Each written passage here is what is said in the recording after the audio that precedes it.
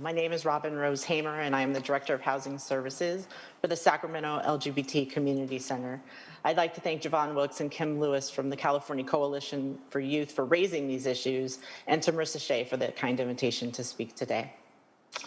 Your background paper presented reflects some of the challenges in identification and quantification of the numbers of people experiencing homelessness. There is an additional layer for transitional age youth, as they do not fit the homeless definition prescribed by HUD and frequently couch surf or remain invisible for safety. There are very different needs for transitional age youth. Their ages and stages dictate a certain level of support that is not typically provided in programs. And I'm sure that those of you who've ever lived with or known a teenager are keenly aware of the unique challenges that their age group presents in terms of emotional and psychological development. This occurs in cohabitation in conjunction and is exacerbated by adverse childhood experiences, generational trauma, and poverty. There is a reduced availability of affordable housing, which has been widely discussed here today, but it puts a downward squeeze on the less adept at negotiating those complex systems. Transitional age youth are less likely to be chosen as a candidate for those housing programs, as they have less established credit, shorter employment history, and greater transience. In Sacramento, we have fantastic challenges and wonderful opportunities.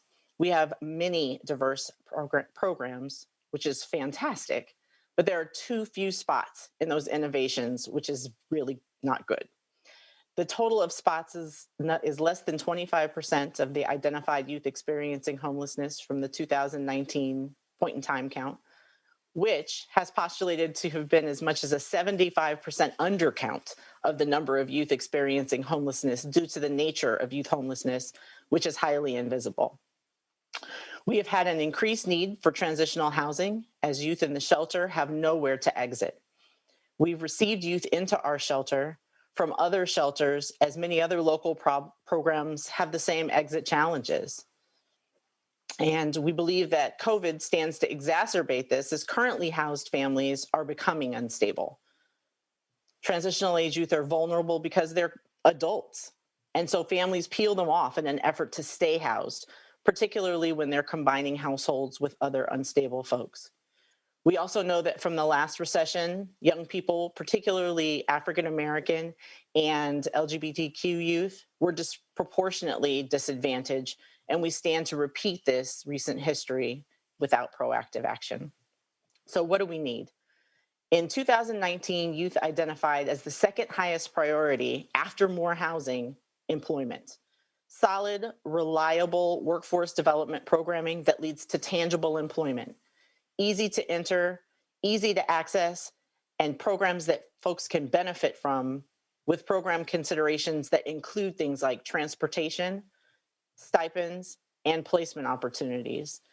Transitional age youth have multifaceted needs, and that's why programs have to be created and designed specifically to meet them where they are.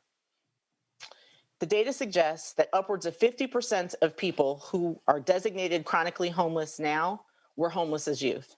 This is a solvable problem if you start now by prioritizing youth. We need more affordable housing as opposed to permanent supportive housing for youth programs. And it is important that we appreciate those who understand and differentiate the distinction between the homelessness crisis and the deepening need for affordable housing. Our current concern is definitely both and. Thank you. Thank you so much for those eloquent comments, and we so appreciate you being with us today and hanging with us during transitional age youth, and particularly LGBT youth in particular. That role can't be understated. And there are lots of really great uses for government and large programs like run by cities and counties. But the reality is the boots on the ground folks that work with youth on a day-to-day basis are the absolute best strategy for being able to reduce and eliminate youth homelessness. And getting resources into the hands of those people who are running those programs should be a priority. There has been an 8% set aside that was designated by statute for both HEAP and HAP, and that is completely insufficient to be able to address and negotiate the problem. And I think the other piece is that so many of these youth are potentially coming out of the foster system here in California. And let's just be Or candid. substitute for natural and organic families. And any one of us who's raised a child knows that the cost is not just financial, there's also emotional and psychological costs for raising a child. And if there aren't folks around to be able to pour into the young people who are living in their homes, or those houses are dysfunctional, it only exacerbates problems that are experienced by teenagers and people who are just going through the normal psychological developmental challenges of being a young person. The resources that are needed to be able to transition a young person from being fully cared for in a home to I call it launching into adulthood, are tremendous and almost not quantifiable if you're adding a dollar figure to it. So there is a deep need for quality program development that addresses all of the aspects of launching. And most of our foster care programs don't have the resources and or the bandwidth to be able to create that kind of comprehensive programming.